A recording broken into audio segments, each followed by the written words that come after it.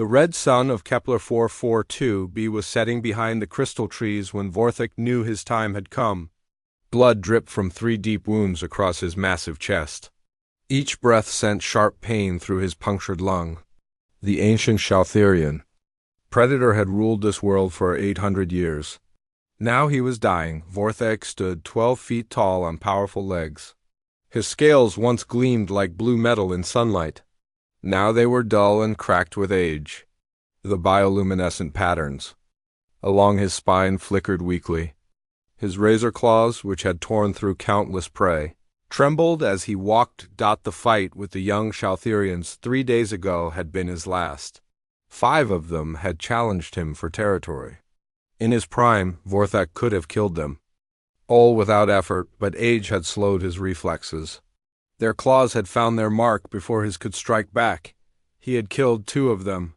The other 3 fled when they saw their packmates fall, but the damage was done. Vorthik's wounds were too deep to heal. His strength was leaving him with each passing hour. According to the old ways of his people, a true hunter must die with honor. No Chautherian should die in a nest like a weak hatchling. They must face death standing, alone, with dignity. Vorthik had found the perfect place in a deep canyon far from any settlement. The canyon walls rose high on both sides. Ancient water had carved smooth stone passages through the rock. Crystal formations jutted from the walls, casting rainbow light in all directions. It was a place of beauty and solitude, a proper place for a hunter's final moments. Vorthik lowered himself slowly to the canyon floor. The smooth stone felt cool against his burning scales. He arranged his massive body in the traditional death pose of his ancestors. Head high, claws extended, facing the setting sun. Even in death, a Chautherian must look ready to fight. He closed his eyes and remembered his long life. His first hunt as a young predator. The taste of victory when he claimed this territory from an older hunter. The fear in the eyes of lesser creatures when they caught his scent. For 8 centuries, he had been death itself walking through these crystal forests. The Chautherians were not like other species. They did not build cities or make tools. They were pure hunters, shaped by millions of years of evolution into perfect killing machines. Their intelligence served only one purpose: to hunt more effectively than any other creature in the galaxy. Strength was everything in Chautherian culture. The strong ruled, the weak died. There was no room for mercy or kindness. These concepts did not exist in their language. A wounded hunter who could not heal himself deserved to die. It was the natural order of things. Vorthik had never questioned this way of life. Why would he? He had been born strong. He had lived strong. Now he would die strong, alone, and unafraid. It was the only ending that made sense to him. The sun disappeared behind the canyon walls. Darkness fell across the stone passages. Vorthik's breathing became more labored. He could feel his life force ebbing away like water through cracked stone. Soon it would be over, but death was taking longer than expected. His body was fighting to survive even as his mind accepted defeat. This frustrated him.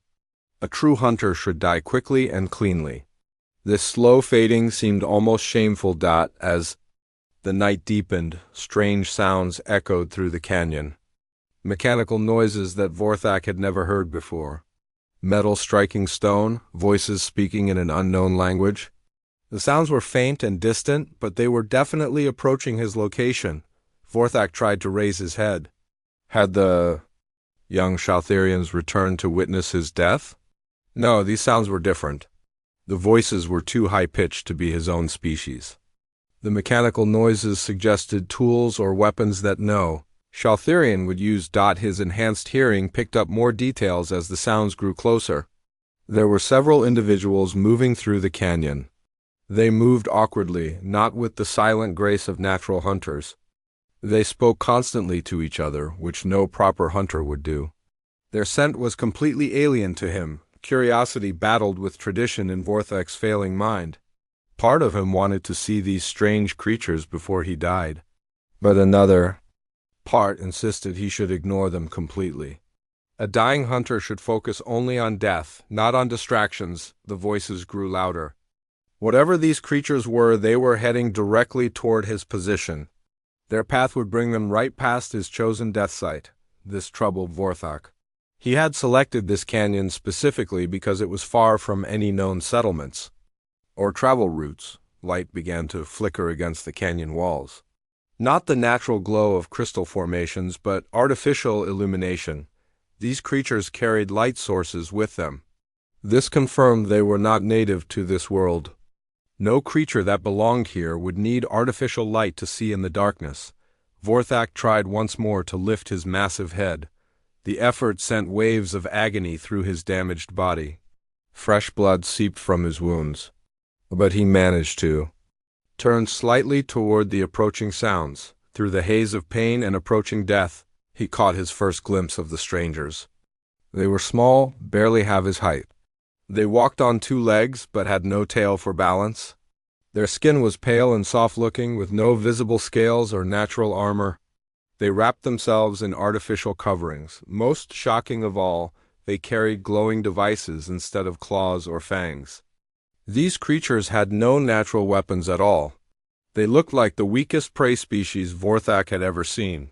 How had such pathetic beings survived long enough to reach this world?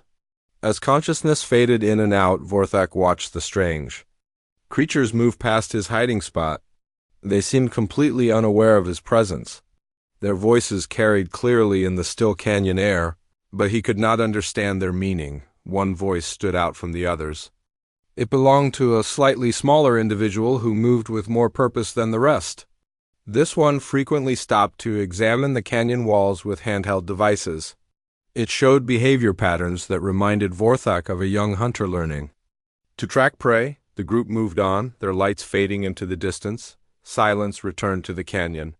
Vorthok settled back into his death pose, but sleep would not come.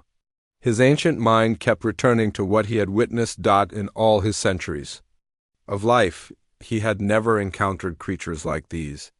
They defied everything he knew about survival and natural selection. How could beings so obviously weak and defenseless travel between worlds? What kind of species would venture into unknown territory without proper hunting abilities? These questions would normally mean nothing to a dying Shaltherian. But something about the strangers had awakened a spark of curiosity that Vorthok thought had died long ago. As dawn approached, he found himself hoping they would return. He did not understand why.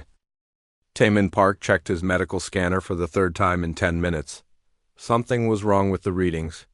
The device kept detecting large life signs somewhere ahead in the canyon, but the signals were weak and irregular, like something big was dying. "Taemin, stay with the group," called Haewon Kim from behind him. The squad leader's voice echoed off the crystal walls. "We stick to the survey route." No wandering off.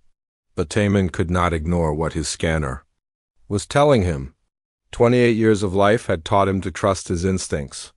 4 years as a combat medic had taught him that when something was dying, every second mattered. He slowed his pace, letting the rest of the survey team move ahead. The Korean-American medic had volunteered for frontier duty because he wanted to help people in places where help was hard to find. Kepler 442b was definitely one of those places. The planet was beautiful but dangerous. Most of the wildlife was either poisonous or predatory. Sometimes both. Yoon Lee noticed him falling behind. The communications specialist turned and frowned at him through her helmet visor. "Taemin, what are you doing?" "Hey," one said to stay together. "My scanner is picking up something," Taemin said, holding up the device. "Something big, and I think it might be hurt." Yoon shook her head. "Probably just another crystal bear. You know how dangerous they are. Come on, we need to catch up with the others." But Taemin was already moving toward a side passage in the canyon wall. His scanner showed the life signs were coming from that direction. The readings were getting weaker by the minute. Whatever was out there, it did not have much time left. "I will just take a quick look," he called back to Yoon. "If it is dangerous, I will come right back." Daeyoon tried to grab his arm, but he was already out of reach. She spoke rapidly into her unit, calling the rest of the team. Taemin heard her voice fading as he moved deeper into the narrow passage. The passage opened into a circular chamber carved by ancient water flows. Crystals jutted from every surface, casting strange shadows in the light from his helmet.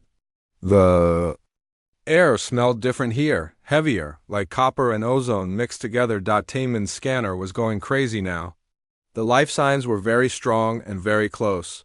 He moved carefully around a large crystal formation and stopped dead in his tracks. A massive creature lay motionless on the smooth stone floor. It looked like a dragon from old Earth legends, but bigger and more real than any story. Blue-black scales covered its body. Razor-sharp claws extended from hands the size of dinner plates. Its head was long and narrow, filled with teeth that could bite a man in half. The creature was clearly dead. It had to be. Nothing that badly wounded could still be alive. 3 deep gashes ran across its chest. Dark blood had pooled beneath its body. Its eyes were closed and its breathing had stopped. Tae-Min approached slowly, his medical training taking over. Even dead, the creature was magnificent. He had never seen anything like it. The musculature was incredible. The bone structure looked both delicate and incredibly strong. This was a perfect predator. Evolved over millions of years, he was reaching for his sampling kit when the creature's eyes snapped open. Tae-Min froze. Golden eyes the size of saucers stared directly at him. The pupils contracted as they focused. On his face, intelligence gleamed in those alien eyes. This was not just an animal. This was a thinking being. The creature tried to lift its massive head. Muscles strained under scaled skin. But the effort was too much. The head dropped back to the stone with a heavy thud. Fresh blood began to seep from the wounds on its chest. A normal person would have run. Any sane person would have called for backup and retreated to a safe distance. But Taman was a medic. When he saw something injured and suffering, his training kicked in automatically. He forgot about danger and focused only on helping. The creature watched him with those golden eyes as he knelt beside its massive form. Taman could see confusion in that alien gaze. Maybe even surprise. The creature had expected him to flee or attack. It had not expected him to stay and try to help. Tae-Min pulled out his medical scanner and ran it over the creature's wounds. The readings made him wince. Internal bleeding. Punctured lung, massive tissue damage. By all rights, this being should already be dead. Only incredible willpower was keeping it alive. Easy, Tae-Min said softly, knowing the creature probably could not understand his words. I want to help you. The creature made a low rumbling sound deep in its throat. Not quite a growl, but not friendly either. Its golden eyes tracked every movement Tae-Min made. Those eyes held intelligence and wariness in equal measure. Tae-Min opened his medical kit and pulled out sterile bandages and biofoam. The supplies were designed for humans, but trauma medicine was trauma medicine. Stop the bleeding first. Everything else could wait. The creature's eyes widened as Tae-Min began cleaning the wounds. It tried to pull away, but it was too weak to move far. Tae-Min worked quickly and gently, trying not to cause more pain than necessary. Yun to Tae-Min, his cum unit crackled. Where are you? Hey, one is getting worried. Tae-Min ignored the call. The largest wound was still bleeding heavily. He packed it with biofoam and pressed a pressure bandage over the top. The creature watched every move with those incredible golden eyes. Tae-Min, respond immediately. Dayun's voice was more urgent now. We are coming to find you. The creature heard the voice from the cum unit. Its head turned toward the sound, then back to Tae-Min. Those golden eyes seemed to be asking a question. Were there more humans coming? Were they dangerous? They are friends, Tae-Min said, still working on the wounds. They will not hurt you. The creature made that rumbling sound again. This time it sounded almost like laughter, as if the idea of humans being dangerous was amusing to a being with claws, the size of kitchen knives. Tae-Min moved to the second wound. This one was deeper but not bleeding as heavily. He cleaned it carefully and applied more biofoam. The creature's breathing seemed to be getting easier. The pressure on its lung was decreasing. Unknown life form detected, came a new voice. Over the cum. That was Jin Woo, the team's xenobiologist. Large predator species recommend immediate evacuation. No, Taemin said into his cum. It is hurt. It needs medical attention. Taemin, get away from that thing right now. Haewon's voice cut through the chatter. That is an order. The creature's eyes focused on the cum unit again. It seemed to understand that the voices were talking about it, about whether it was dangerous, about whether Taemin should stay or go. Those golden eyes looked back at Taemin's face. For a moment, human and alien stared at each other across an impossible gulf of evolution and culture. Two completely different species meeting for the first time under the strangest possible circumstances. Tae-Min saw intelligence in those eyes. Pain, yes, but also curiosity. This creature was trying to understand him just as much as he was trying to understand it. I'm staying, Taemin said into his cum. This being needs help, and I am going to help it. The creature's eyes seemed to brighten slightly, as if it understood not the words but the tone, the commitment. The refusal to abandon something that was suffering. Taemin began working on the third wound. The creature lay still and let him work. Those golden eyes never left his face. Neither of them knew it yet, but this moment would change everything. Not just for them, but for both their species. The first act of kindness between human and Shaltherian was happening in a crystal cave on a distant world, and it was just the beginning. 3 hours had passed since Taemin first found the wounded creature. The rest of his team had finally arrived, but they kept their distance. Only Jinwoo Choi, the xenobiologist, had been brave enough to come close. He carried additional medical supplies and his translation equipment. Sujin Nam, the team's linguist, set up her recording devices at a safe distance. Her job was to analyze any sounds the creature made and look for patterns that might indicate language. So far, the creature had been mostly silent. Except for occasional low rumbles, Vorthak watched the new humans with careful attention. His pain was less now thanks to the strange healing substances the first human had used. The bleeding had stopped. His breathing was easier, but he was still too weak to move much. The small human who had helped him continued to work on his wounds. This one moved with gentle confidence, never causing unnecessary pain. Vorthak had been wounded many times in his long life, but he had always healed alone. No Shaltherian would ever help another with injuries.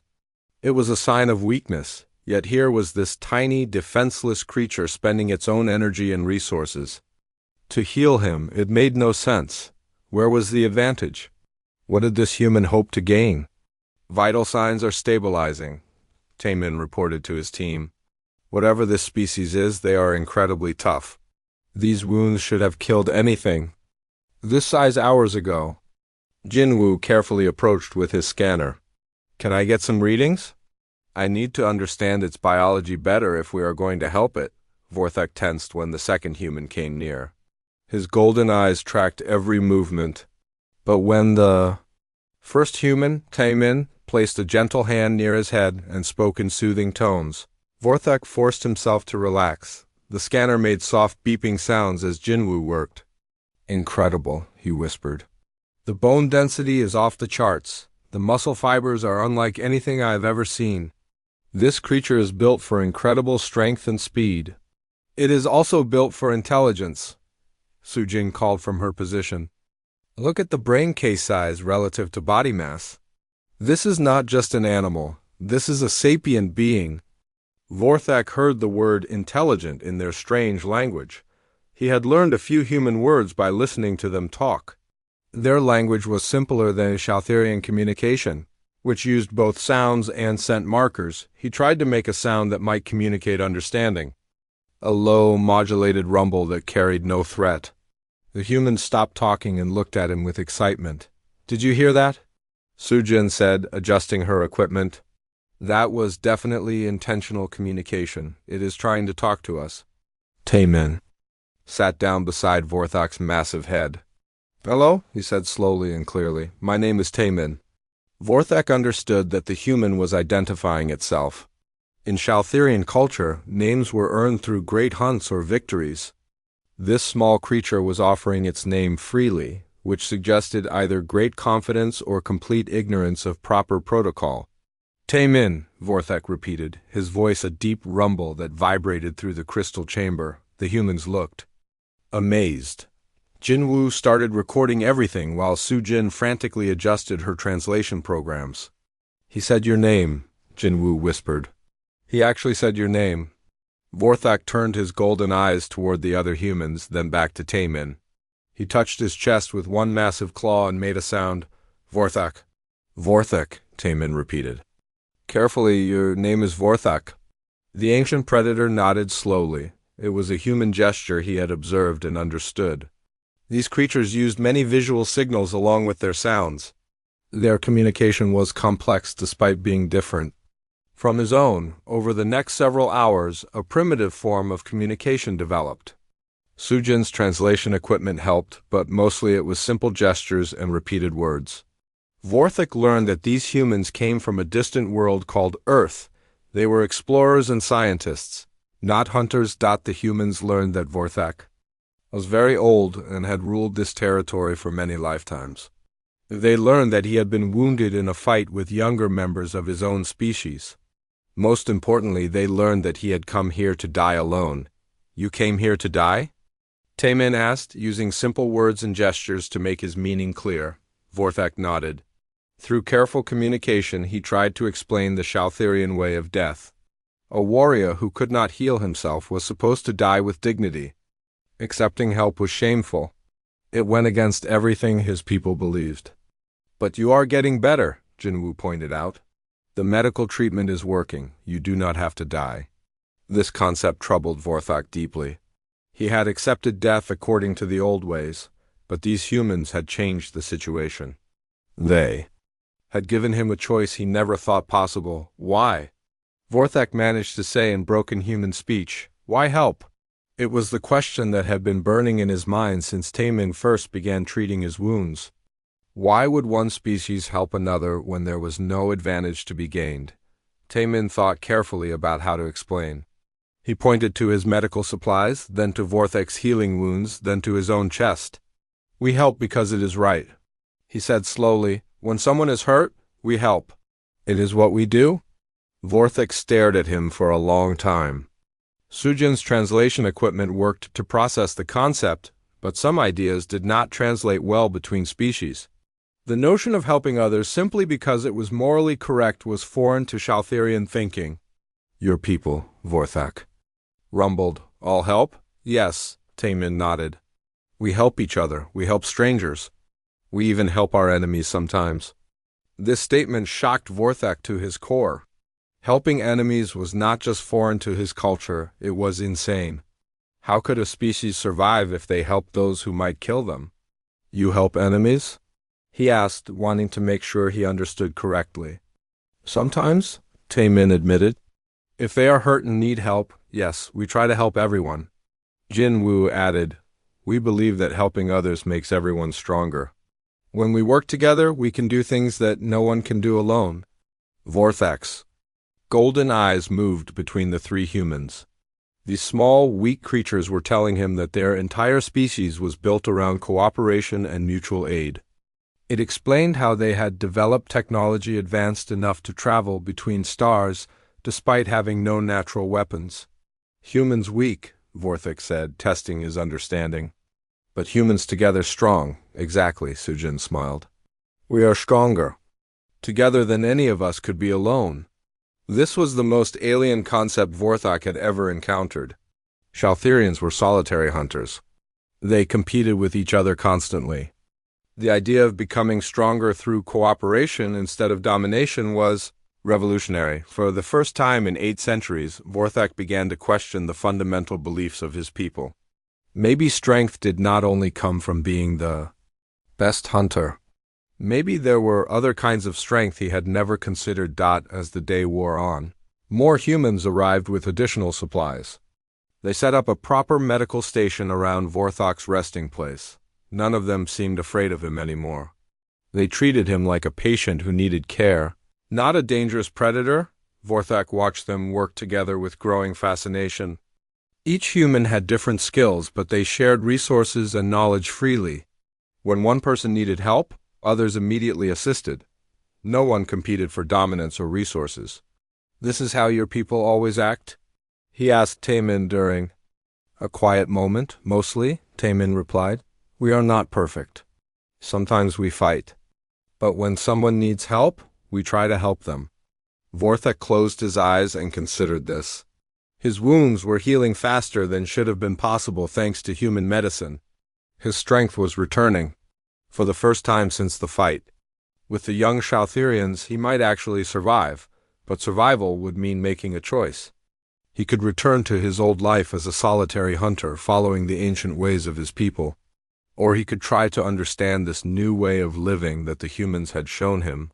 The choice would define not just his future, but possibly the future of both their species. As night fell over the Crystal Canyon, Vorthak made his decision. He would live, and he would learn everything he could about these strange, wonderful creatures who had saved his life for no reason except that it was the right thing to do. The bridge between two species had been built. Now it was time to see where it would lead. 2 weeks had passed since Taemin first found Vorthak in the Crystal Canyon. What started as emergency medical treatment had become something much more important. The humans had built a temporary medical camp around the recovering Shoutherian, complete with proper equipment and supplies. Hyeon-soo Yoon arrived each morning with fresh medical supplies and food for the team. The supply coordinator had been skeptical at first, but watching the daily progress reports had convinced him this was worth the resources. First contact with an intelligent alien species was worth any cost. Eun-ji Kong was less convinced. The security officer kept her weapons ready and maintained a careful watch on Vorthak at all times. She trusted Taemin's judgment, but 800 years of apex predator instincts did not disappear overnight. Vorthak's wounds were healing remarkably well. Human medicine combined with Shoutherian biology created faster recovery than anyone had expected. The deep gashes were now pink scars. His breathing was strong and steady. Most importantly, his strength was returning daily. With physical healing came mental change. Vorthak spent his waking hours observing human behavior and asking endless questions. His language skills improved rapidly. Within days, he could hold basic conversations without translation equipment. Tell me about Earth, Vorthak said to Taemin during one of their evening talks. Your home world, what is it like? Taemin described blue oceans and green forests. He talked about cities with millions of humans living together peacefully. He explained how humans had transformed their world through cooperation and shared knowledge. Millions living together? Vorthak found this incredible. No fighting for territory? Sometimes there is fighting, Taemin admitted. But mostly we cooperate, we trade resources. We share information, we help each other solve problems. Vorthak struggled to understand how any species could survive with such behavior. In Shoutherian society, 2 adults in the same territory meant a fight to the death? The idea of millions coexisting was beyond his experience. How do you choose leaders? He asked. We vote, Taemin explained. Everyone chooses who they think will make the best decisions for the group. The strongest do not rule. No, we choose based on intelligence, wisdom, and the ability to help others. Strength is not the most important thing. This concept fascinated Vorthak. His people were ruled by whoever could kill the previous leader. Leadership lasted only as long as physical dominance. But humans chose leaders based on completely different criteria. What about resources? Vorthak continued. Who gets the best food, the best territory? We try to make sure everyone has enough, Taemin said. No one should go hungry while others have too much. Vorthak's golden eyes widened. Resource sharing among non-family members was unthinkable in Shoutherian culture. Yet humans had built their entire civilization around such principles. Jinwoo joined their conversation with exciting news. We received approval from command. They want to establish formal diplomatic contact with your species. They are sending Ambassador Mikyang-oh to negotiate. Diplomacy, Vorthak tested the unfamiliar word. What is this? Talking instead of fighting, Taemin explained. When groups disagree, they send representatives to discuss solutions. They try to find ways for everyone to benefit. Instead of fighting? Vorthek was amazed. How do you determine who is right? We try to find solutions where everyone can be right, Jinwoo said. Or at least where everyone can accept the outcome, Vorthak shook his massive head. These humans constantly surprised him with concepts that had no equivalent in his culture. Diplomacy, cooperation, resource sharing, elected leadership. They had built an entire civilization on principles that would seem impossible to most species. Tell me about your people, Temin requested. What is Shalthirian society like? Vorthak hesitated. How could he explain a culture based entirely on individual strength and dominance? How could he describe a people who viewed cooperation as weakness? We are hunters, he began slowly. Each Shalthirian claims territory and defends it alone. We do not help each other. We do not share resources. The strong survive, the weak die. This is our way for millions of years. But you are intelligent, Jinwoo pointed out. You have language and culture. Surely you must work together sometimes. Only for mating, Vorthak admitted. Male and female come together briefly to produce offspring. Then they separate. Parents do not raise children. Young Shalthirians must survive alone from hatching. The humans looked horrified. Taemin tried to hide his reaction, but Vorthak could see the shock in his eyes. Children raise themselves? Unji asked from her security position. No families? Family is weakness, Vorthak said, repeating what he had been taught as a young hunter. Attachment makes you vulnerable. A true hunter needs no one. But you are talking to us, Taemin pointed out gently. You are accepting our help. Does that make you weak? Vorthak considered this carefully. By Shalthirian standards, everything he was doing was shameful. He should have died with honor rather than accept aid. He should not be learning about human culture or enjoying their company. My people would say yes, he admitted. They would say I have become weak and worthless. What do you say? Taemin asked. Vorthak looked around at the humans who had saved his life and spent weeks caring for him. They had shared their food, medicine, and knowledge freely. They had protected him when he was helpless and asked for nothing in return. I think my people might be wrong about some things, he said quietly. This was the most radical thought Vorthak had ever expressed. For 8 centuries he had never questioned Shalthirian culture. But watching humans work together had shown him possibilities he never imagined. Tell me about cooperation, he said to the group. Show me how it works. Over the following days, the humans demonstrated their collaborative approach to problems. When Vorthak needed larger medical equipment, the entire team worked together to modify existing devices. When his diet requirements became clear, they pooled their knowledge to create suitable nutrition supplements. Vorthak watched in fascination, as each human contributed different skills to solve common challenges. Taemin provided medical expertise. Jinwoo offered biological knowledge. Sujin handled communication problems. Han-Su managed resources. Yunji ensured security. No single human could have solved these problems alone. But together they accomplished things that would have been impossible for any individual. This is how humans explore space, Vorthak realized. Not through individual strength, but through combined knowledge. Exactly, Taemin smiled. We are not the strongest or fastest species in the galaxy. But we work together better than most others. What about conflict? Vorthak asked. When humans disagree strongly, what happens? We debate, Jinwoo explained. We present different ideas and try to convince others through logic and evidence. Sometimes we vote, sometimes we compromise. And if someone refuses to accept the group decision, then we try to understand their concerns and find a better solution. Taemin said. Fighting is usually the last option, not the first. Vorthak began to see how human civilization had developed. Instead of constant competition, they had learned to channel disagreement into productive discussion. Instead of dominance hierarchies, they had created systems for peaceful decision-making. Your way requires trust, he observed. You must believe others will keep agreements. Yes, Yoonji nodded. Trust is very important.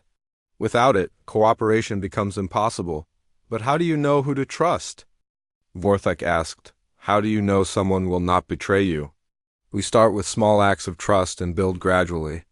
Taemin explained, like we did with you. We trusted you not to hurt us while we helped you. You trusted us not to harm you while you were vulnerable. Vorthek realized this was exactly what had happened. Without consciously thinking about it, he and the humans had built a foundation of mutual trust. Each day that passed without betrayal strengthened that foundation. This trust, he said slowly. It makes both sides stronger. Yes, Taemin agreed. When people trust each other, they can accomplish amazing things. As his recovery continued, Vorthek found himself changing in ways he never expected. The constant competition and wariness that had defined his life for 8 centuries were gradually being replaced by something new, something that felt remarkably like friendship. For the first time in his long life, Vorthek was not alone. He had companions who cared about his welfare and enjoyed his company. The feeling was alien but increasingly pleasant. He began to understand why humans had become such successful explorers despite their physical limitations. Their ability to form bonds and work together gave them capabilities that no individual could possess. But Vorthek also knew that his transformation would not be accepted by other Shaltherians.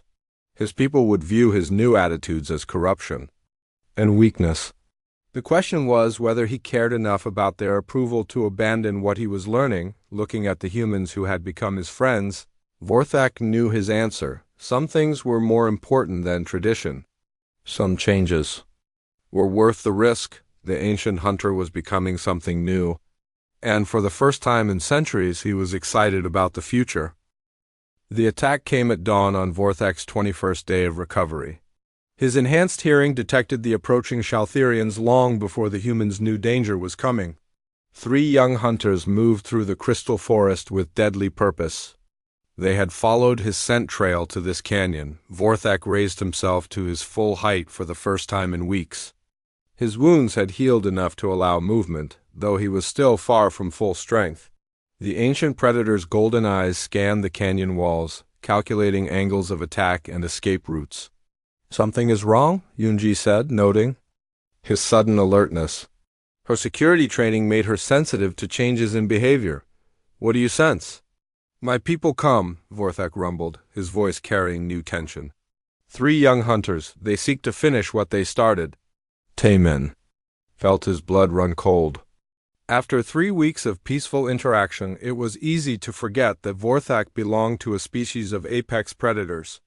Now others of his kind were approaching, and they might not be interested in friendship. How long do we have?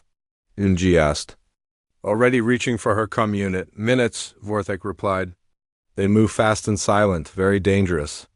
Yunji called for immediate backup while the science team gathered their equipment. But everyone knew help would not arrive in time. The nearest military unit was hours away by air transport. The first Shaltherian appeared on the canyon rim like a living shadow.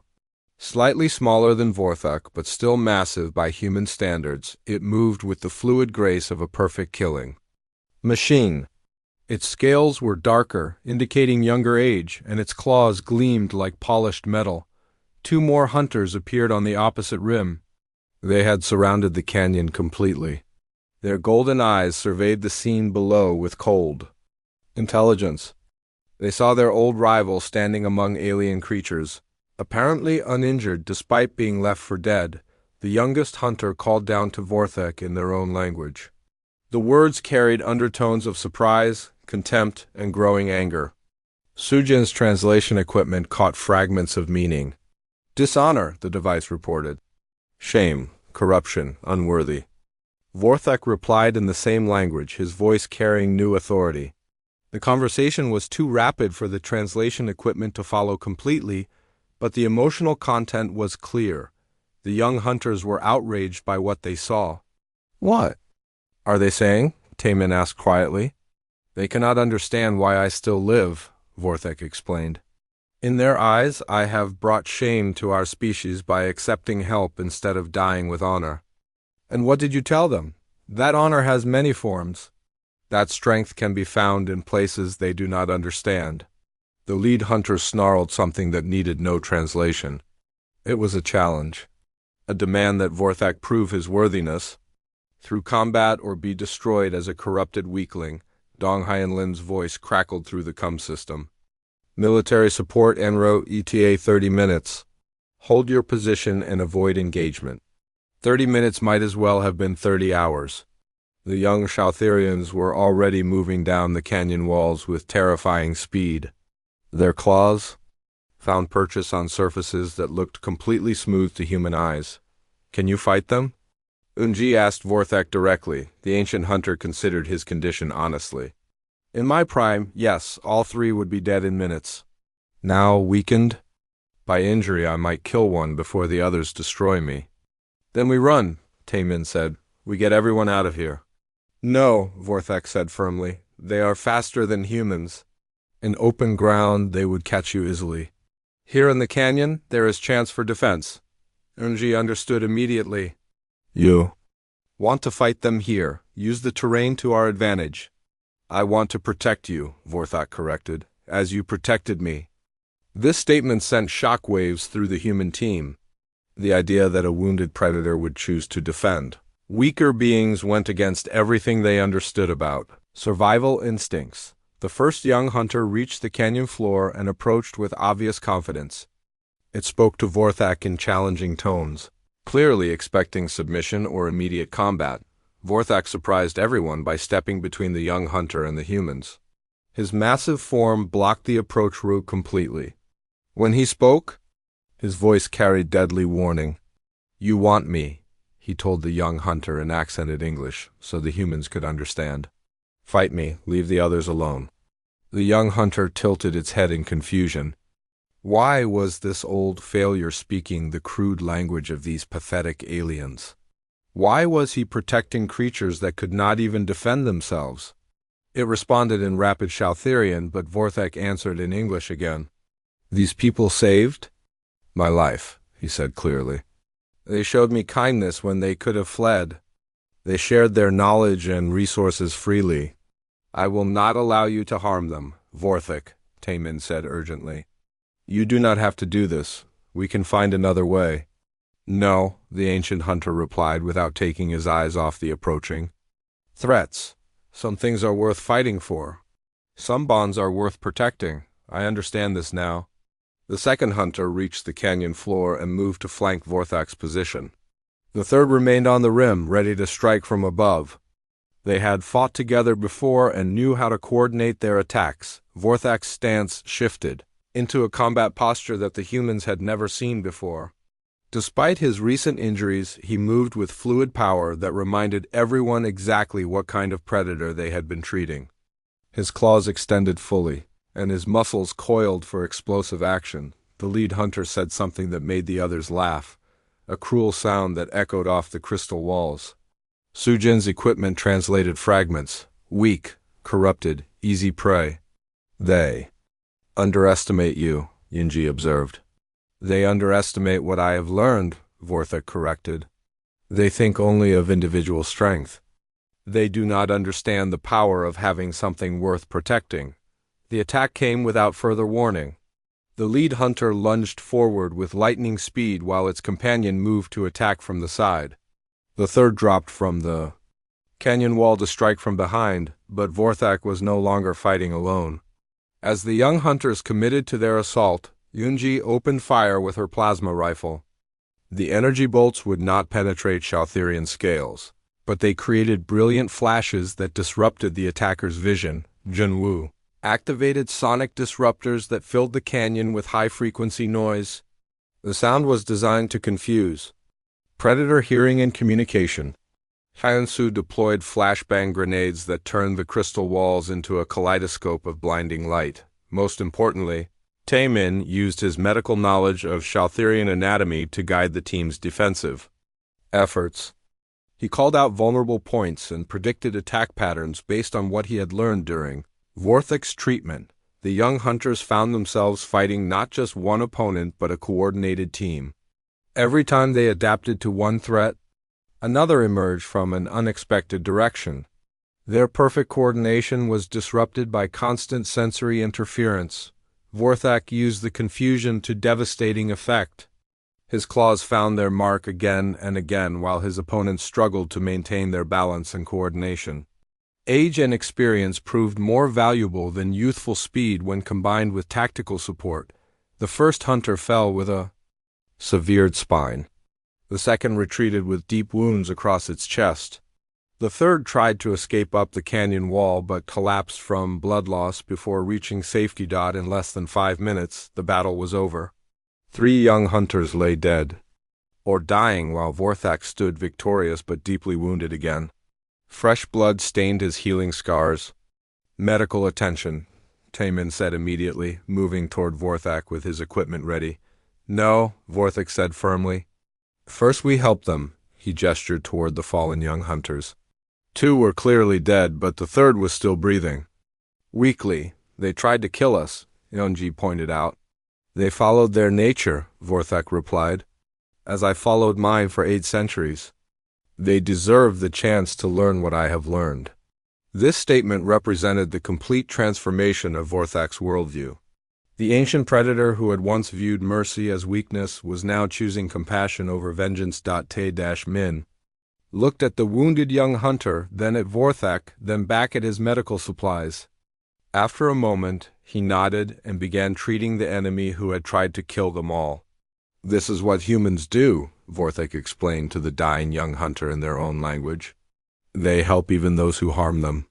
They choose healing over revenge. They are stronger than we ever imagined. The young hunter's eyes widened with confusion and growing understanding. In its final moments, it glimpsed the same revelation that had transformed Vorthak's entire existence. When military support finally arrived, they found a scene that would be studied by xenologists for decades.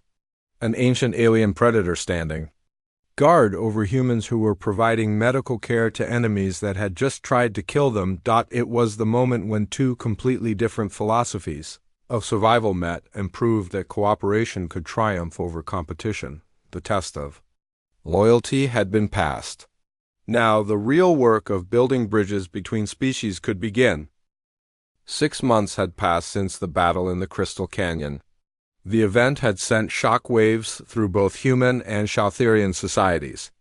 An ancient hunter had chosen to protect aliens instead of following his cultural programming. It was unprecedented. In the long history of both species. Ekeng-O arrived on Kepler 442b with a full diplomatic mission and a mandate to establish formal relations with the Shaltherian people. But first, she needed to understand what had happened between Vorthak and the human medical team. The Shaltherian Council had also sent representatives, though their mission was very different. Elder hunters arrived to investigate reports that one of their own had been corrupted by alien influence. They came prepared to execute judgment on Vorthak. For his betrayal of fundamental predator values, the meeting took place in a specially constructed facility near the canyon where everything had begun. Human engineers had worked with Shaltherian consultants to create a space that could accommodate both species comfortably. Vorthak had recovered fully from his injuries, but he was no longer the same creature that had crawled into the canyon to die. His scales still gleamed with health and his claws remained sharp as ever. But his golden eyes now held something that no Shaltherian had possessed before: compassion. Elder Koreth, Vorthak greeted the lead council member with traditional respect. I am honored by your presence. Elder Koreth was massive even by Shaltherian standards. Ancient scars covered his dark scales, telling the story of countless battles won. His eyes held the cold intelligence of a supreme predator who had ruled through strength for over 1,000 years. Vorthak the Fallen, Koreth replied, using a name that carried deep shame. You have brought disgrace to our people. You have forgotten what it means to be Shaltherian. I have learned what it means to be something more, Vorthak answered calmly. This response enraged the council members. Several of them rose to their full height, claws extended, ready to end this conversation permanently. But Mikyung stepped forward with diplomatic authority. Honored elders, she said, using the formal translator protocols that had been developed, we request the opportunity to demonstrate what your kinsman has discovered. Give us the chance to show you why he made His choice. Humans speak of choice, Korath rumbled. But there is no choice in nature, only strength and weakness, survival and death. Your presence here corrupts our young with impossible ideas. With respect, Taymin interjected, Vorthek was dying. When we found him, our ideas gave him life, not corruption. The human medic had become something of a celebrity in both civilizations. His decision to treat a wounded predator had started a chain of events that was reshaping galactic politics. Better to die with honor than live in shame, another elder declared. What if honor has many forms? Vorthek asked. What if strength can be found in protection as well as destruction? To demonstrate his point, Vorthak moved to stand beside the human delegation. His massive form dwarfed even the largest humans, but his posture was protective rather than threatening. These small beings saved my life when I could not save myself, he continued. They shared their resources freely. They taught me that survival does not always require defeating others. Sometimes it requires helping them. Madness, Korath snarled. You speak like a broken-minded hatchling. I speak from experience, Vorthak replied. For 8 centuries I lived according to our ancient ways. I was strong, I was feared, I was completely alone. In 1 month with these humans, I learned more about true strength than in all my previous years. Mikyung activated a holographic display showing human achievements in medicine, engineering, and space exploration. Your people are magnificent hunters, she told the council. But look what can be accomplished when intelligence is combined with cooperation. The display showed human cities housing millions of people in harmony. It showed medical facilities where former enemies worked together to heal the sick. It showed space stations where dozens of species collaborated on scientific research. Impossible, one elder muttered. So many minds in one place would create chaos and conflict? Only if those minds see each other as competitors, Jinwu explained. When minds work together toward common goals, they achieve things no individual could imagine. Show them the medical bay, Taymin suggested. The group moved to the facilities. Medical section, where human and Shaltherian healing techniques were being combined into new treatments. Vorthek had contributed his knowledge of Shaltherian biology while learning human medical procedures. Vorthak helps heal both our species. Now, Taymin demonstrated. His strength is used to protect and restore life rather than take it. The ancient hunter was carefully treating a wounded crystal bear that had been brought in by human researchers. His massive claws, designed for killing, were being used with incredible gentleness to suture delicate tissue. This is what I have become, Vorthak said to the council. Still strong. Still intelligent, but no longer alone. Elder Korath watched in silence as Vorthek completed the medical procedure. The contradiction was obvious to everyone present. Here was a Shaltherian, displaying perfect hunting skills, yet using them to preserve life rather than end it.